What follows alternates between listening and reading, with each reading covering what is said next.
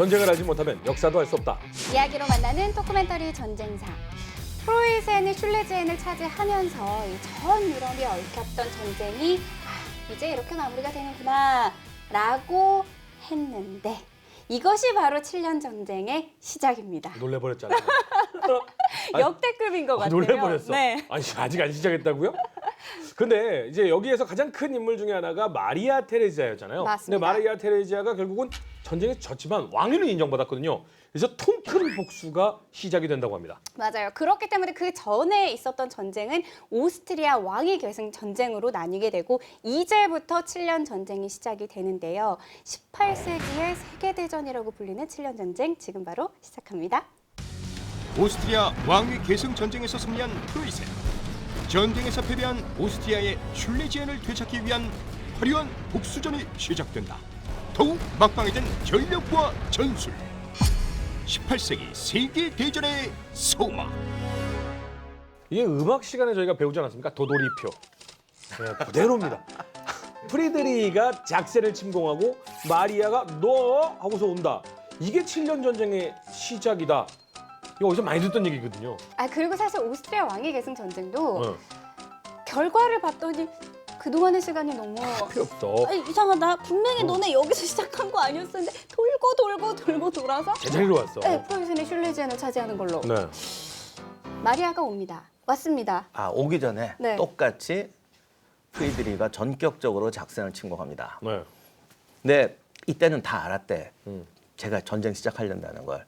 근데 프로이센 군대의 제일 특징이 신속한 동원과 진격이잖아요. 쟤들 전쟁 하나 봐 하는데 벌써 얘들 군대가 팍 해서 3일이면 된대요.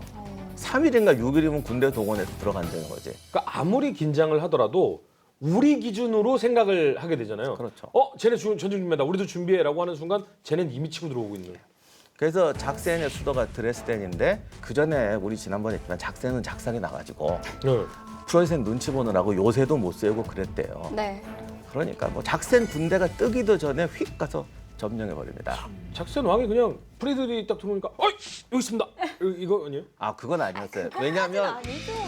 그래야 돼. 작센은 지금. 근데 당시 작센 선제후가 폴란드 왕을 겸하고 있었어요. 만만치 않아요 절대. 그러나 이제 군대가 없으니까 튀었어요. 왕비는 남겨두고 튀었어요. 에? 급하니까 왕만 튀었어요. 같이 가. 그리고 이제 피르나 요새라는 데로 들어갑니다. 그러니까 여기서 농성하고 있으니까 얘를 구하기 위해서 오스트리아 군대가 오는 거죠. 이게 7년 전쟁의 시작이군요. 근데 프리드리히가 원래부터 이 마리아도 이를 갈고 있었겠지만 프리드리히도 항상 쟤는 올 거야라는 생각은 하고 있었을 거 아니에요. 그렇죠. 왜냐하면 이때 당시에 이미 이제 반 프로이센 동맹이 그러니까 연맹이 이제 형성되기 때문에 네네. 그래서 작센을 먼저 들어가서 거기를 내선 작전의 거점으로 삼으려고 했었어요. 왜 예전에 우리 중동전 하면서 네. 이스라엘이 내선 작전을 했었잖아요. 네네네. 그러니까 이집트하고 시리아하고 다 갖춰니까 네. 일단 시리아 까부시고 그 다음에 이집트로 간다. 앞으로 와가지고 팡 때리고 뒤집어가는. 마찬가지로 네. 여기서도 이제 내선 작전의 이점을 살리잖아요. 어. 그런 생각을 했었죠. 그래서 반 프로이센 동맹의 주축은 어쩔 수 없이 오스트리아다. 그쵸. 그렇다면 오스트리아를 맨 처음에 크게 격파하고 나면 어차피 전에 그 반 프로이센 연맹은 와해될 것이라고 깨질 충분히 것이다. 생각을 했었어요. 그래서 이 내선 작전으로 가장 먼저 작센에 들어가게 되면 분명히 오스트리아군이 올 거고 그 오스트리아군을 격파하게 된다면 우리는 협상에서 유리하게 협상할 수 있을 거다. 그러면 일종의 미끼였어요? 오스트리아는 미끼를 물어버렸어요? 근데 그 작센은 예전부터 우리가 뭐 교통의 요충지라고 했기 때문에 네. 프리드린 이런 생각이 있었나 봐요. 어차피 작센은 내 거다. 어차피 내 거. 저건 먹어야만 일단 해. 먹고 시작하자. 그러니까 그리고 작센을 공격하는데 전혀 부담이 없었죠. 부담이 없죠. 작센은 부담 없지. 그러니까 왜냐하면 항상 두드려 맞는 애들. 네. 근데 의외로 작센군이 아까 교수님께서 말씀하셨듯이 의외로 빨리 요새 안에 들어가서 도망갑니다. 어설프게 싸우면서 다 갈려나가는 것보다는 네. 빠르게 피해서 요새전을 한다. 그렇죠. 그러니까 이때 프리드의 계산이 약간 잘못된 게 어허. 이렇게 되면 요새를 커버할 수 있는 병력을 놔두고 오스트리아하고 붙어야 돼요. 그러니까 처음에 딱 들어가서 작센군 후다닥닥닥 한 다음에 오스트리아군하고 네. 붙었으면 별 문제가 없는데 그렇죠. 얘네가 요새에 들어가서 농성을 하는 바람에 일정 부분 병력을 떼놓고 나머지 병력과 그리고 오스트리아하고 붙었어야 됐어요. 작센이 이번엔 그래도 자기 소기에 뭔가는 달성을 했네. 일단 자기 땅에 들어오니까. 그게 소기의 목표를 달성한 게 아니라 하다 보니까 그렇게 어쩔 수 없어. 그냥 튀었잖아. 아니 근데 그러지 마요. 속이라고 재밌는 게 해주세요. 전선을 형성을 하면 이 중에서 작센부터 때리고 전쟁을 시작하면 작센부터 때리고 아 우리 작센은 정말 근데 작센에 들어간 이유가 또 있습니다. 뭐가 있어요? 당시의 작센에 네. 우리가 잘 모르는데 지금도 가면 그 작센 지방은 농토가 상당히 많다고 하더라고요. 농사가 잘 됐는데. 예, 그러니까 이 작센이 당시에 대농장을 되게 많이 보였기 때문에 이게 군수 조달이 용이한 곳이래요. 그러니까 여러 가지 이유가 있는데 당시 프리들의 꿈은 작센을 합병하는 거였어요. 네. 그 당시 프로이센 예산이 1년 수입이 500만인가 600만 탈러인데 작센을 병합하면 750만으로 뛴대요. 그러니까 쉽게 말해서 제가 하나 말씀드릴게요. 30만 달러 정도 되면 지금 현재 그 달러 가치 기준으로 한 400만 달러 정도 됩니다.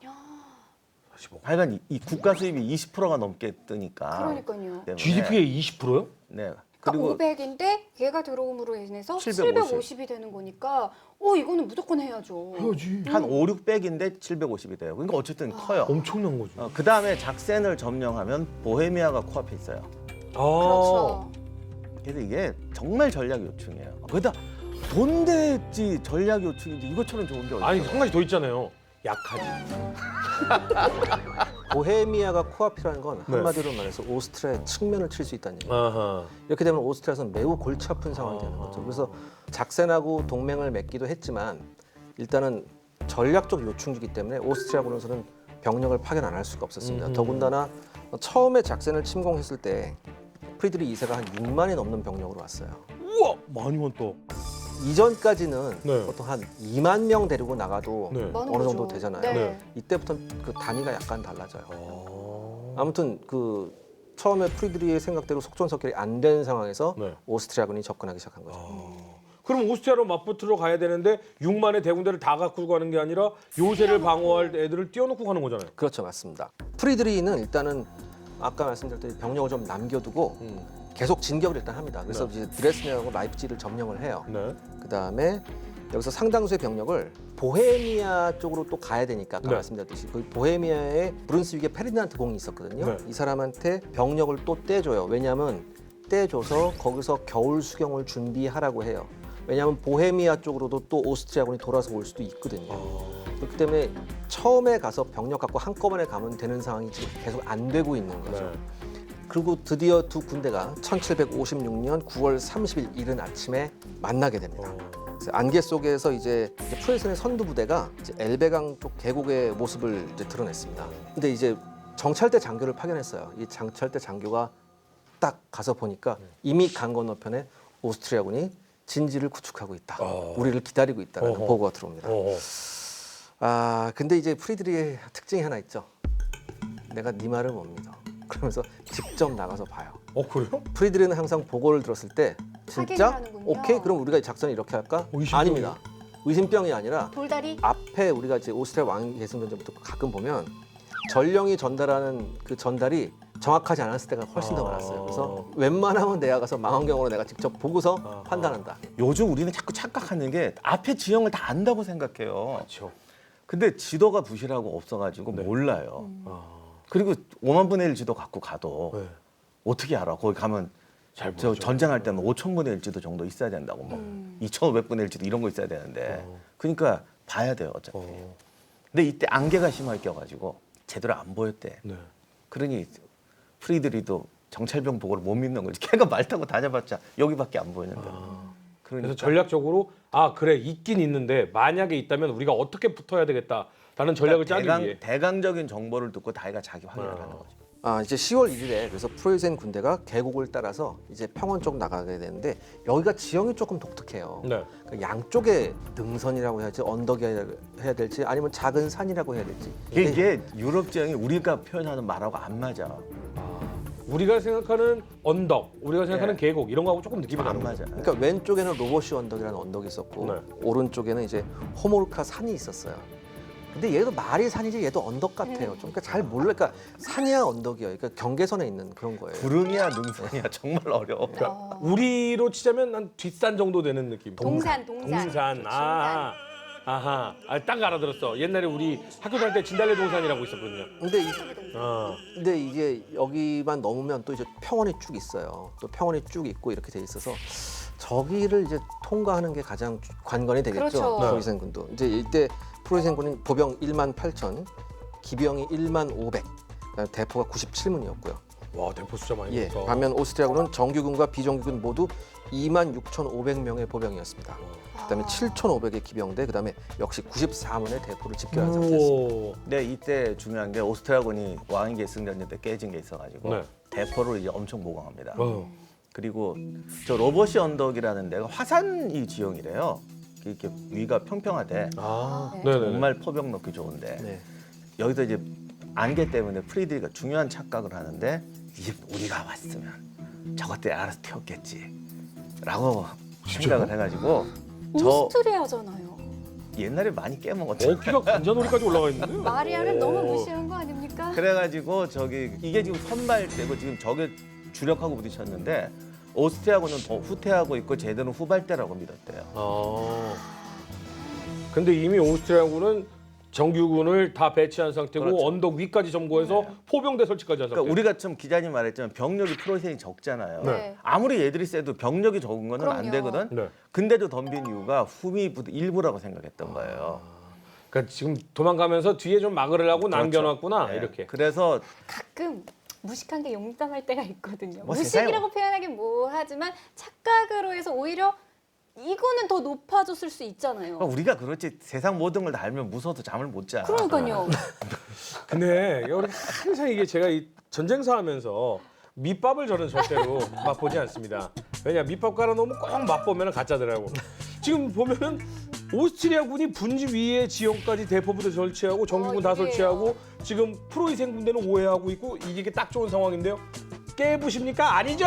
아, 사실 이쪽 지형은 프로이센군은 처음이었어요. 네. 근데 과거에 이쪽 지역에서 오스트리아군이 기동훈련한 적이 있었어요. 어. 이거 그래서 이쪽 지형을 좀 잘 알아요. 그래 이거 봐 밑밥 봐라 이거. 벌써 예. 오스트리아 쪽으로 움직이고 있어요. 오스트리아군은 또 히든 카드가 있었죠. 어. 이제 여기다가- 비정규군 부대가 있었습니다. 보통 이제 그랜저라는 부대인데 비정규군 부대면 히든 카드가 아니라 마이너스 카드 아니에요? 아닙니다. 얘네가 이제 나중에 한번 말씀드리겠지만 네. 이제 그 지금으로 말하면 유격대 같은 애들이 있었어요. 근데 얘네가 각 능선에 이게 앞쪽에 평야거든요. 네. 근데 이 평야에 그때 유럽에서는 드물게 옥수수밭이었대요. 네. 옥수수대가 크잖아요. 안 보이지 그럼. 여기 계속 다수 애들이 숨어 있는 거예요. 여기 숨어 있고 여기 보면 또 모렐렌바흐 하천이라고 있었어요. 네. 이 모렐렌바흐 하천 뒤가 약간 움푹 패인 곳이라서 잘 안 보이는 곳에다가 또 상당수의 병력을 숨겨놔요. 전략적으로 상당히 생각 많이 그렇죠. 했네. 그러니까 이 프로이센도 생각을 하는 겁니다.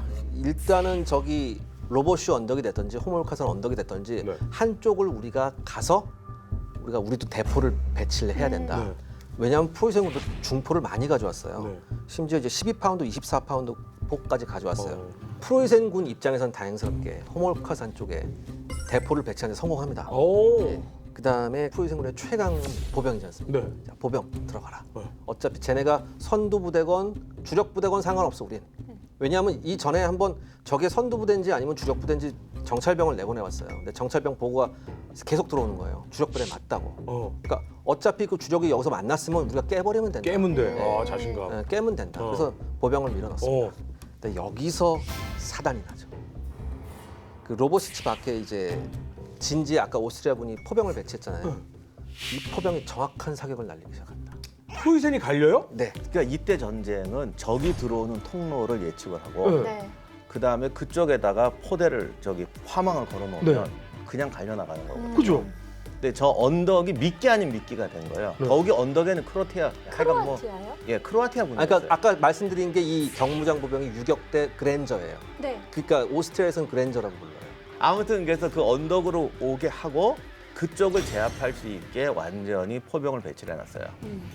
이 전투 전에, 그러니까 그동안 오스트리아 왕위 계승 전쟁이 끝나고 난 이후 얼마나 오스트리아가 이를 바득바득 갈았느냐. 이제 리히텐슈타인에 조셉 웬델 폰이라는 왕자가 있습니다. 이 사람이 이제 오스트리아군에 합류하게 돼서 무슨 일을 하냐면 7년 동안 오스트리아군 포병을 키워요. 이 사람이 포병 전술에 대한 것을 많이 공부한 사람이었거든요. 그래서 오스트리아군 포병의 수준을 확 올려놓습니다. 그리고 이 수준이 올라간 오스트리아 포병이 프로이센군 보병에 대해서 사격을 시작하는 거죠.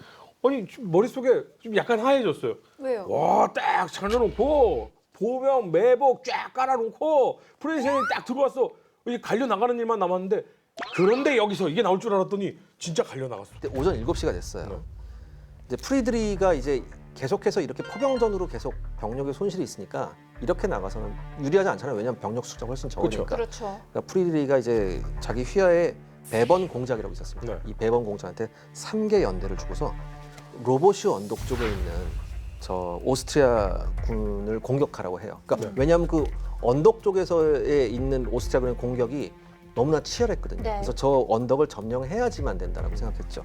그래서 이 부대를 보내죠. 근데 오스트리아는 여기에 대응해서 로보슈 언덕으로 아까 말씀드렸던 그랜저 부대를 또 보냅니다. 이야, 그랜저 부대.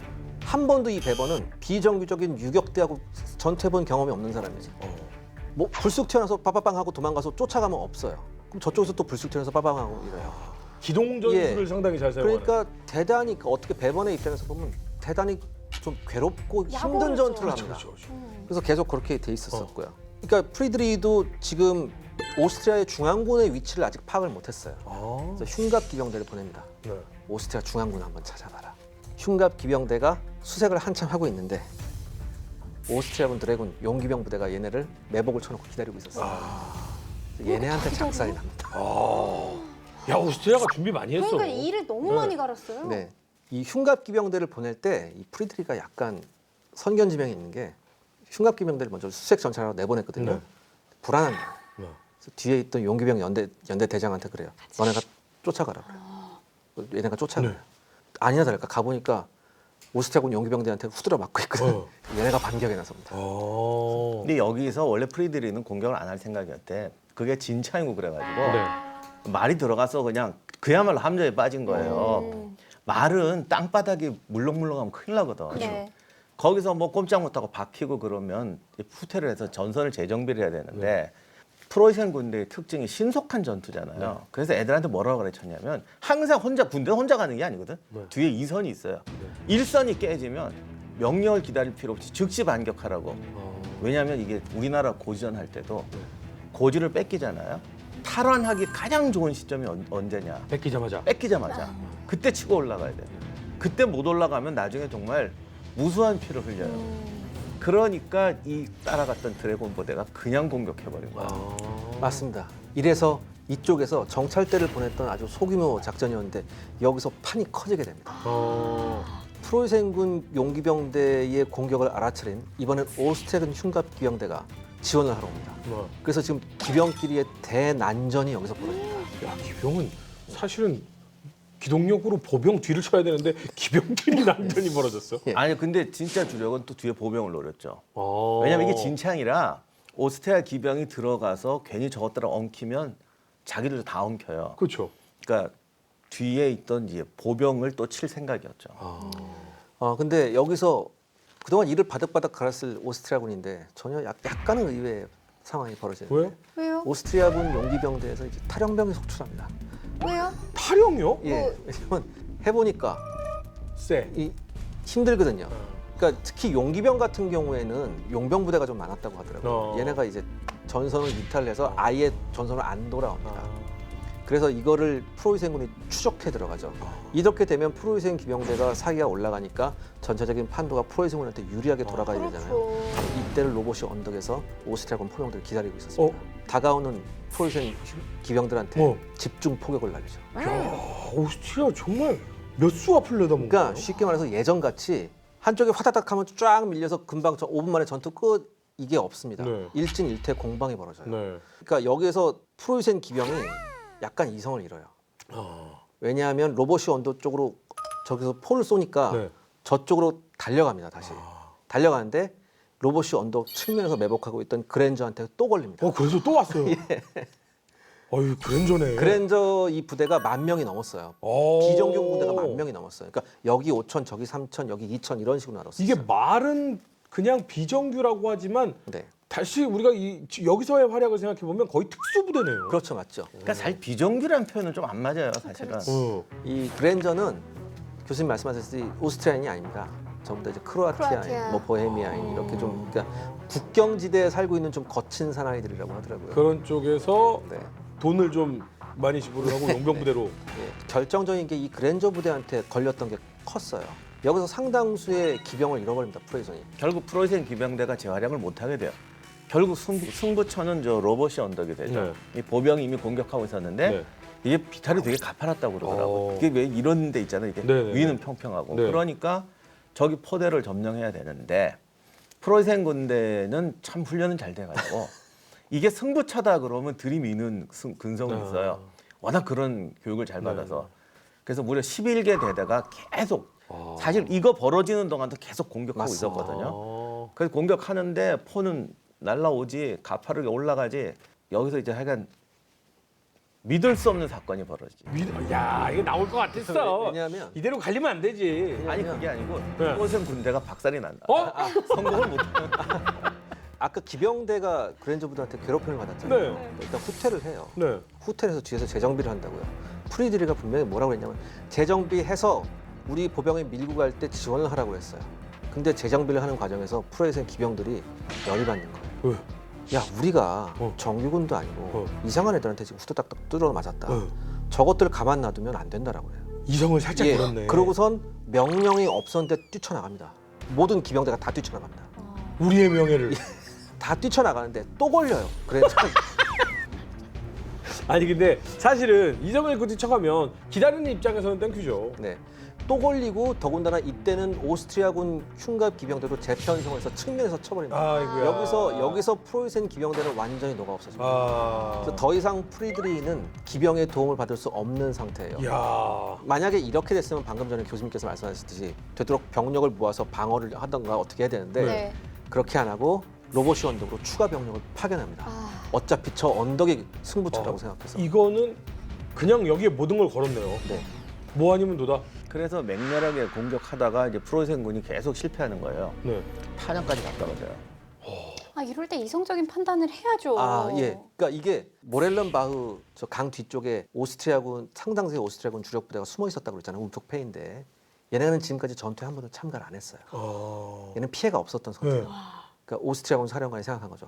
결정적인 이때 얘네들 보내서 밀어버리는 우리는 승리가. 망치 역할을 하면 그렇죠. 된다 이제. 갑니다. 가요. 호몰카 선에 있었던 일부 포병대가 포병대. 이 순간을 기다리고 있었어요. 야 많이 참았네요. 지금 기다렸어요. 예. 그리고 절로 얼마나 아니 가고 싶었을까. 포병은 배치하면 뛰어다닐 수도 없고 아, 그렇죠. 그리고 포병이 아무렇게나 배치하는 게 아니라 딱 조준을 해서 조기 들어오면 화망에만. 쏜다고 화망을 킬링존을 잡아놓는다고. 그러니까 그물에 걸린다고 해야 되나 낚시에 걸린다고 거기 들어올 때까지 얘는 아무 갈 일이 없어. 근데 마침 이쪽으로 오스트리아군이 들어온 거예요, 포병이. 그래서 수사 제끼기 시작합니다. 아무것도 안 하고 야 우리는 뭐하냐 여기서 이러고 있었는데 네. 느닷없이 호수 밑에서 벌떡 일어나는 애들이 온 거예요. 오스트리아도 마찬가지예요. 우리가 결정적인 역할을 할 때가 됐어. 가자. 이러고 랄랄라. 그냥 아주 와. 호수비 특수부대는 그냥 야. 아니 근데 사실 이거 이렇게 된다고 해서 오스트리아가 무너질 그러니까, 정도는 아니잖아요. 지금 현재는 여기 오스트리아가 이게. 여기에서는 이기고 있잖아요. 응. 근데 예상치 못한 포격을 뒤집었으니까 네. 일단은 오스트리아군 포병이 아수라장이 돼요. 네. 근데 여기서 또 반전이 일어납니다. 또 반전이 있어요? 탄약이 떨어져요. 아 포대 탄약이. 예. 이거는 절체절명입니다. 그렇죠. 그다음에 그렇다면 더 이상 전진하는 오스트리아군을 막을 수 없다는 얘기입니다. 네. 그렇죠. 이거 어떡하냐라고 하는 순간이었어요. 네. 그래서 이때 프리드리가 몰비치를 다시 한번 찍으려고 합니다. 일단 부하 장군들한테 일단 야 알아서 수습해라. 나 일단 빠질게. 빠져요? 예, 이런 얘기를 하고 있었어요. 아니 이분은 굉장히 훌륭한 대왕이다라고 뭐 모든 걸 매번 배운다라는데 매번 실수를 통해 아니 근데 중요한 건 이게 다 프리드가 자기가 기록을 남겼거든요. 네. 근데 가끔 이제 프리드 관련 기록 보니까 이런 게 있어. 여기서 기자님 말하는데 야 이거 내가 빠져야 되나 이런 생각을 했단 말이죠. 네네. 근데 중요한 건 결과지. 전쟁터에서는 수만 가지 생각을 하거든요. 네. 이걸 이렇게 적어놨단 말이야. 네네. 그럼 이걸 읽는 사람들이 아 얘가 이때 튀려고 그랬구나 이런 식으로 받아들인다. 예를 들면 알렉산더 대왕 네네. 한마디도 안 남겼어요. 네. 우리는 그냥 금빛 갑옷을 입고 손대서 싸웠다 이거만 알고 있어.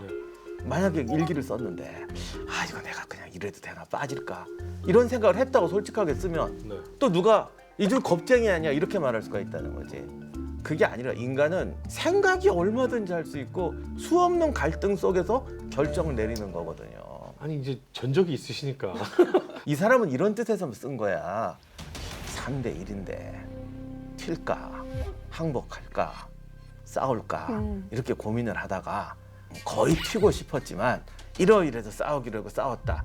이거는 내가 겁장이다고 얘기한 게 아니라 이런 메커니즘을 내가 극복하고 이렇게 했다라는 걸 설명하는 건데 여러 가지 수 중에 이수를 두고 많은 분들이 자꾸 거기서 하나를 찝어. 네. 특히 솔직히 말해서 역사를 볼 땐 다 자기 성향이 있잖아. 그렇죠. 네.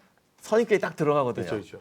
이거야, 뭐 이거야 이러는데 그게 아니죠. 그거 갈등 안 하는 사람이 어디 있어요? 그렇죠. 거기서 어떤 메커니즘을 따라갔느냐가 아. 중요한 거죠. 프리들이는 어떤 메커니즘을 갖습니까? 일단 거기 기록에 보면 네. 말 안장까지는 올렸습니다. 정확합니다.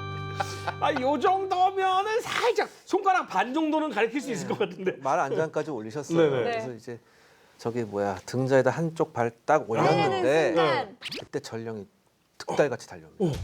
뭐냐?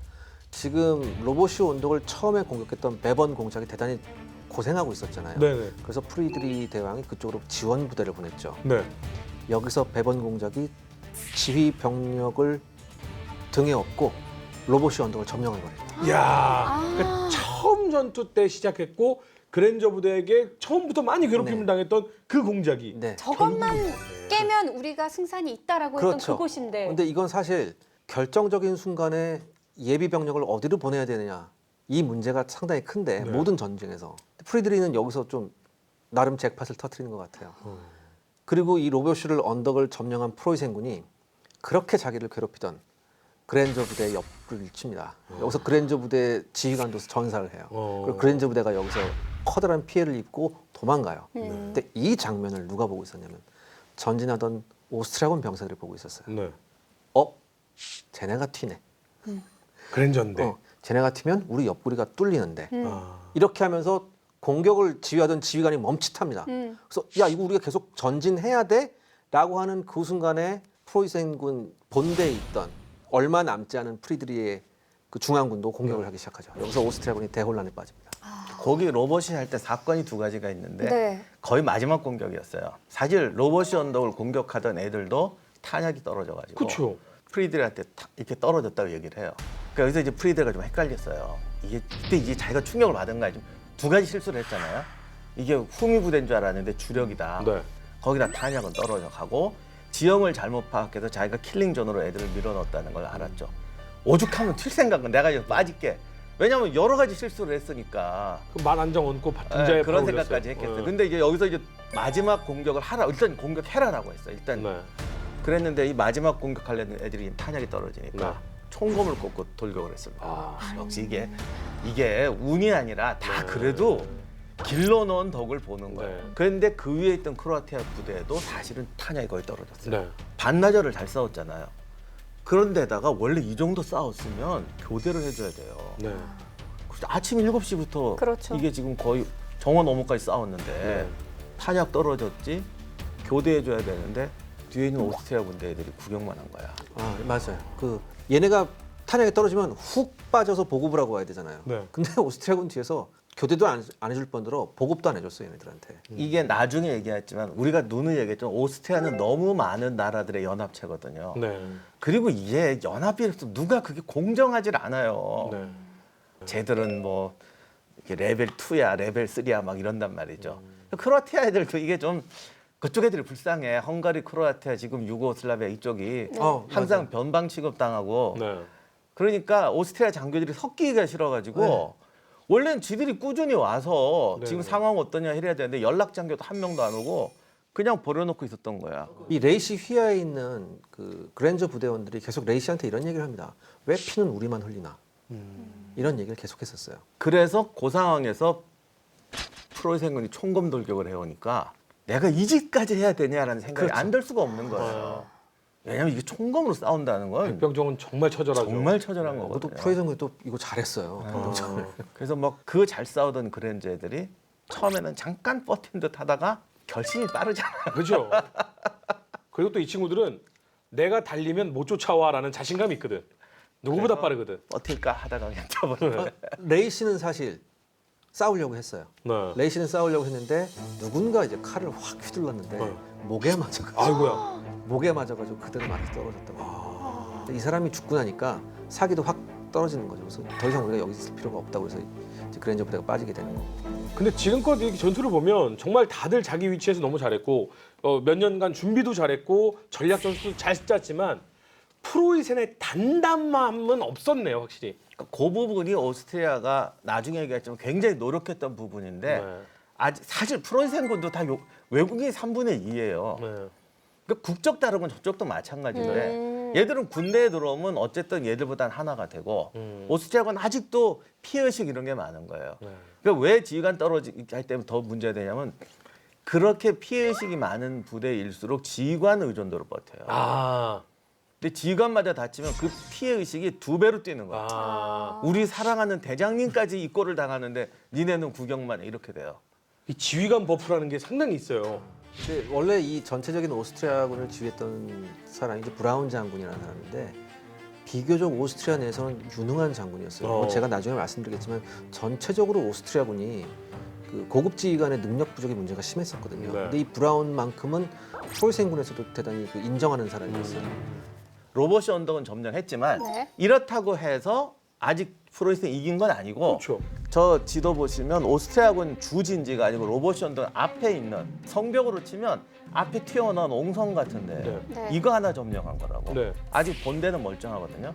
근데 이때 또 뭔가 업된 프로이센 연대 하나가 로보티츠 마을로 들어가 버립니다. 어. 돌격을 하면서 마을에 불을 질러버려요. 어. 그러니까 이 불이라는 게 공격하는 입장에서는 흥분을 유발시키는데 당하는 입장에서는 공포를 심리적 타격이죠. 그럼요. 공포를 유발시켜요. 쳤다, 뺏겼다. 순식간에 그리고 붙어버리잖아요. 그래서 수비대가 도망갈 줄 알았죠. 어.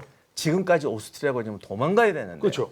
얘들이 안 도망가고 버텨요. 오. 그래서 여기서 시가에서 흩어지면서 총 쏘고 백병전 하고 오. 아비규환의 전투가 벌어집니다. 네가 알던 내가 아니야. 맞아요. 근데 이번 전투에서 오스트리아가 굉장히 다른 모습을 많이 달라졌어요. 보여줬어요. 그러니까 뭐 물론 이제 그랜저 부대에 있어서는 조금 이제 서운한 면이나 좀 안타까운 면이 있었지만 전체적으로 보면 압도적으로 강해졌어요. 그렇죠. 그렇게 해서 지금 이제 드디어 본격적인 전투가 올라가려고 네. 하는데 브라운이 이 정도면 아니 이게 지금 사실 지금까지 한 것만 해도 엄청나요. 네. 지금까지 오스트리아군 포병이 프로이센 보병을 이렇게 갈아엎은 적이 없어요. 네. 그러니까 한마디로 우리가 언제 이렇게 죽여본 적 있어. 어. 이렇게 잘 싸운 적 있어. 맞아요. 그러니까 한마디 이거죠. 젖잘싸. 아, 아, 이만하면 됐다라고 포기해요? 여기서 이미 인정을 왜냐하면 하는구나. 여기서 끝까지 버티다가 차칫 병력 전체가 녹아 없어지면 그건 지금까지의 모든 의미가 퇴색돼 버리는 거예요. 그래도 지금 근데 좀 본대는 해볼 남아 만하지 있고 않았을까요? 이 정도는. 아니 30연패 당하던 사람이 응. 무승부만 돼도 날아오를 것 같지. 맞아요. 이 전까지 이게 어디야 이게? 이 전까지 오스트리아군은 프로이센군한테 8연패 중이었습니다. 오죽하면 그래도 아깝다 저 오죽하면 전투는. 프리드리가 우리가 갔으면 얘들 벌써 튀었겠지라고 생각했겠어요. 그렇죠. 그럴 정도였으니까 브라운이 굉장히 유능한 장군인데 네. 첫 전투로 이 정도면 충분하다. 왜냐면 자기들도 자기 역량을 모르잖아. 아, 그러니까 본대를 밀어넣어서 이길 수 있다면 당연히 했겠지만 이 정도면 우리가 충분한 성과를 얻었다. 그리고 기자님 아까 말한 대로 이제 진짜로 뜨면 이기고 있는 건 아니거든. 잘 싸우고 있는 거지. 이건 사기가 저쪽 넘어갔잖아요. 그러니까 이거는 더 이상 메리트가 없는 전투가 되죠. 그리고 오스트리아군이 프로이센군한테 사실 8연패 뿐인가 잡다한 것까지 치면 한 15연패 됩니다. 공포감이 있는데 얘들이 제일 무서워하는 게 뭐냐면 프로이센이 아까 말한 1진을 깨뜨려도 2진이 덤빈다는 거예요. 네. 오스트리아군은 1진이 깨지면 3진까지 튄다고. 지금까지 그래 왔잖아. 네. 그런데 제일 무서워하는 게 프로이센의 역습이에요. 네. 싱싱한 프로이센 2진이 야수처럼 덤벼들면 겁먹어. 이건 안 된다 싶었는데 갑자기 여기저기서 패배 공격 소식이. 시작되니까 네. 아차 이거 이파가 오는구나 생각했던 것 같아요. 그래서 이 정도면 이겼다. 그러니까 항상 박사님이 얘기하지만 저희는 지금 이거를 탑뷰에서 그렇죠. 높이에서 전지적인 시점에서 보고 있는 알아보면서 각종 전투 상황을 다 알 수 있지만 여기에서는 그냥 자기 눈앞에 있는 거 그리고 전령들이 전해주는 내용만 듣다 보니까 여기 깨졌습니다. 저기 깨졌습니다. 이 정도면 충분히 잘했어. 빠지자. 그리고 참 본인은 졌다고 생각 안 했어요. 그래요?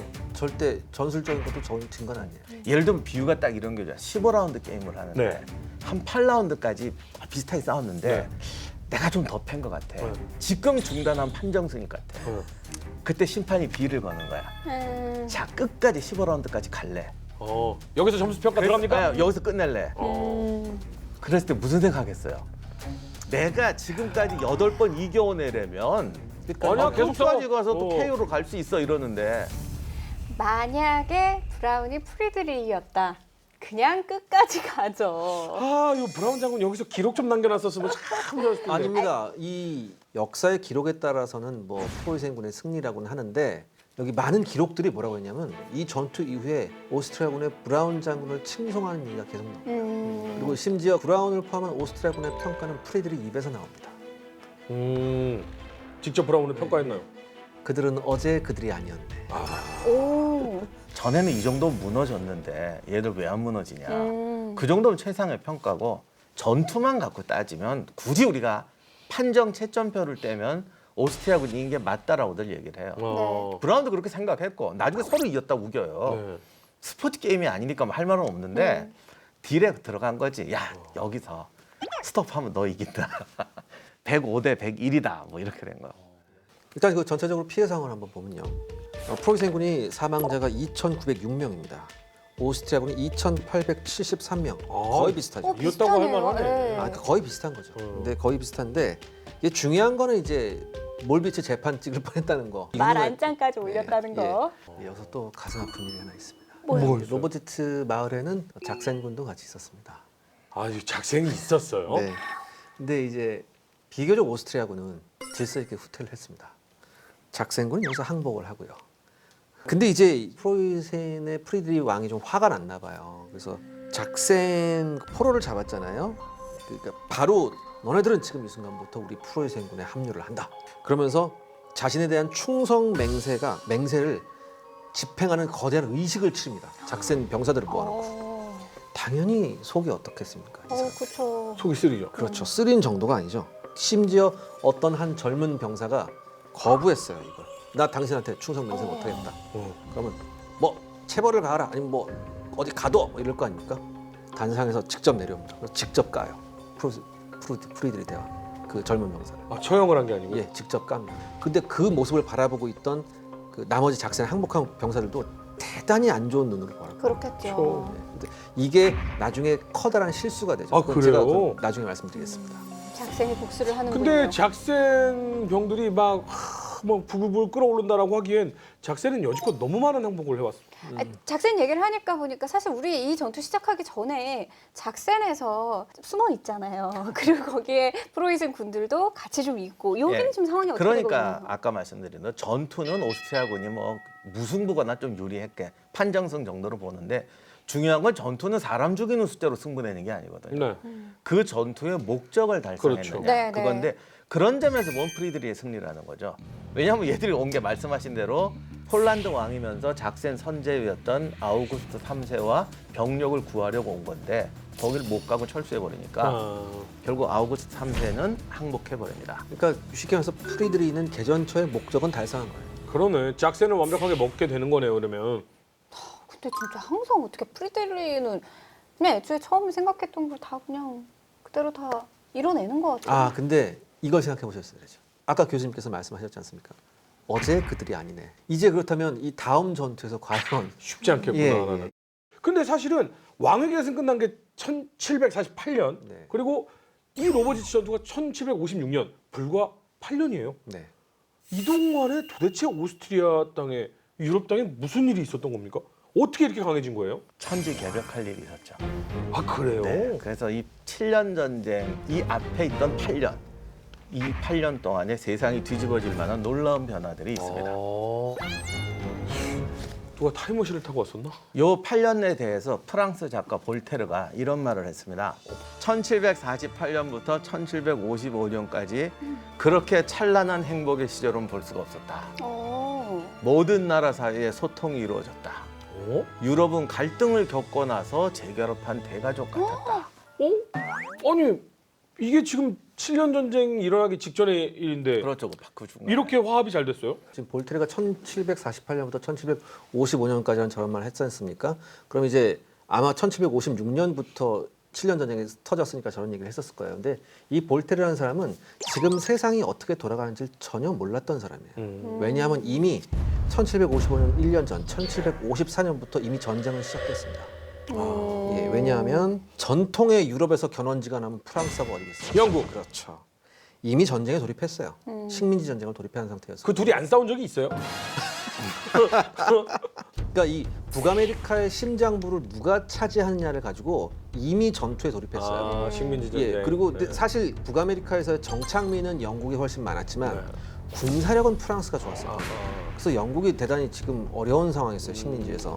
그러니까 북아메리카의 상황이 불리하게 돌아가니까 그러니까 영국 의회가 이제 회의를 엽니다. 네. 그러니까 이 전쟁을 즉 국지전으로 치를 것인지 아니면 전면전으로 확대할 것인지 우리가 결정을 해야 된다. 바로 이 순간에서. 근데 의견이 분분해요. 근데 의외로 이때 영국 국민들은 적극적인 전쟁을 주장합니다. 우리 전쟁해야 된다. 우리 유럽에 적극적으로 개입하고 식민지 전쟁도 적극적으로 개입해야 된다라는 얘기를 해요. 거기서 단물을 쪽쪽 빨아먹었으니까 식민지. 그렇죠. 왜냐하면 어쩔 수 없이 지금 신대륙에서 오는 부가 이때 영국의 부의 원천이에요. 아주 그냥 빨대를 한두 군데 꼽아놓은 게 아닙니다. 홍차 나지도 않는 나라가 홍차 없으면 못 산다 그러고 아주. 예? 전기에서 가장 두각을 나타냈던 인물이 누구냐면 이제 윌리엄 피트라는 사람이에요. 당시 영국의 국무장관이었는데 네. 이 사람이 국지전으로 가서는 안 된다. 식민지에서의 국지전으로 가서는 우리가 해결을 못 본다. 왜냐하면 계속해서 프랑스군이 어디로? 식민지로 병력을 보낼 거기 때문에. 해상 차단해야죠. 그렇죠. 그렇기 때문에 우린 두 가지다. 첫 번째 말씀하신 해상 차단. 네. 두 번째 적극적으로 유럽 전쟁에 개입해서 프랑스군이 식민지로 못 오게 해야 된다. 본토를 괴롭히게 되면은 그쪽으로 빼낼 병력이 없으니까. 그렇죠. 아하. 맞습니다. 이렇게 해서 이제 영국하고 프랑스는 계속 갈등이 커져가는데 네. 다시 오스트리아로 돌아오면 네. 마리아 테레지아 입장에서는 지금 무지하게 열받고 열받죠. 있잖아요. 슐레지엔 뺏겼는데. 개 이름을 프리드라고 붙이잖아요. 아 그래요? 그리고 아 실제예요? 네, 그리고 이제 아. 외교 문서를 보낼 때도 보통 외교 문서는 네. 점잖게 쓰는 게 기본이잖아. 그렇죠. 왜냐면 이게 지금 우리 국가 개념이 아니라 왕족은 형제 가족이면서 또 신의 종족 이게 같은 종족이라고요. 네. 근데 프리들에 대해서 괴물, 뭐 신앙심도 정의감도 없는 척, 못된 놈의 짐승, 뭐 이딴 식으로 정말 외교한테도 그렇게 얘기를 했대요. 사람으로 취급을 안 했구나. 그러니까 일단은 프리들에 대한 입만 열면 강아지 족보가 입에서 나오는 거예요. 진짜 정말. 자, 아무튼 그렇다고 화만 해서 될 일은 아니잖아요. 그렇죠. 그래서 마리아가 외교 관계를 재편해야 되는데 이때 이제 카우니츠라는 아주 기가 막힌 인간이 하나 등장합니다. 이게 중요한 게 국제 전쟁에 우리가 겪어봤잖아. 너무 편이 많고. 네. 그러니까 이걸 어떻게 역전하려면 외교 관계를 재정리를 해야겠다. 동맹을 누려야 되잖아요. 네. 그랬더니 그때 38살이었대는데 응모를 한 거야. 좋은 생각 없냐? 그랬더니 이 젊은 백작이 프랑스와 동맹을 맺어야 됩니다. 라고 얘기를 한 거예요. 프랑스는 전통의 프로이센과의 그렇죠. 그리고 더 충격적인 말을 해요. 어떻게든 실레지안을 얻으려면 프랑스랑 동맹할 수밖에 없다. 대신 플랑드를 주자. 영토를 내어주고. 근데 이게 우리식으로 말하면 일본하고 지금 동맹 맺자 소리랑 아 똑같아요. 그러니까요. 사실 오스트리아랑 프랑스도 적국이지 않았어요? 그렇죠. 그냥 적국이 아니라 몇백 년 어, 원수죠. 불공대천의 원세. 아니 슐레지엔을 뺏겼을 때 프랑스가 프로이센을 도왔고 그것 때문에 결국은 이제 뭐 슐레지엔을 빼앗겼다라고 할 정도고 게다가 영토를 준다. 이 무슨 얘기 방금 얘기하신 것처럼 한국하고 일본하고 동맹을 맺는다. 근데 독도는 주고 동맹 맺자. 이 얘기 같은 느낌이에요. 아예 맞아. 근데 뭐 이렇게 하면 또 이제 우리랑 같냐라고 말씀할 텐데 그러니까 일단 그거 비유는 비유일 뿐이고 네.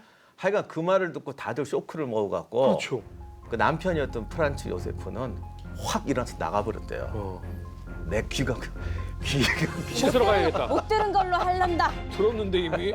못 들은 걸로 할란다. 그런데 마리아 테레자가 제가 인물이네 이렇게 한 거예요. 다음 이야기. 오스트리아 왕위 계승 전쟁에서 패배한 후 복수의 칼날을 간 마리아 테레지아. 유럽 정세의 판을 뒤흔들며 2차 외교전을 준비한다. 18세기 세계대전 begins. 그러면 우리의 목적이 일치한다라고 해서 불공대천의 원수였던 오스트리아하고 프랑스하고 동맹을 맺습니다. 어떻게 이런 일이 있지? 아, 근데 이거 그러니까요. 진짜 신기해. 유럽은 항상 들을 때마다 신기해. 당시 유럽 외교사에는 천지개벽이었죠. 오스트리아가 프랑스가 동맹을 맺었다. 그러니까요. 그리고 놀랍게 여기에 러시아도 가세합니다. 어? 그래서 이걸 사람들이 뭐라고 부르냐면 어. 세자나의 패티코드 작전이라고 합니다. 세 자매라고 칭했어요? 이제 이 세 명의 여인들한테 프로이센이 완전히 고립된 상태가 됩니다. 판이 크게 바뀌는 네. 거죠. 그러면서 전격적으로 영국과 프로이센이 동맹을 맺죠.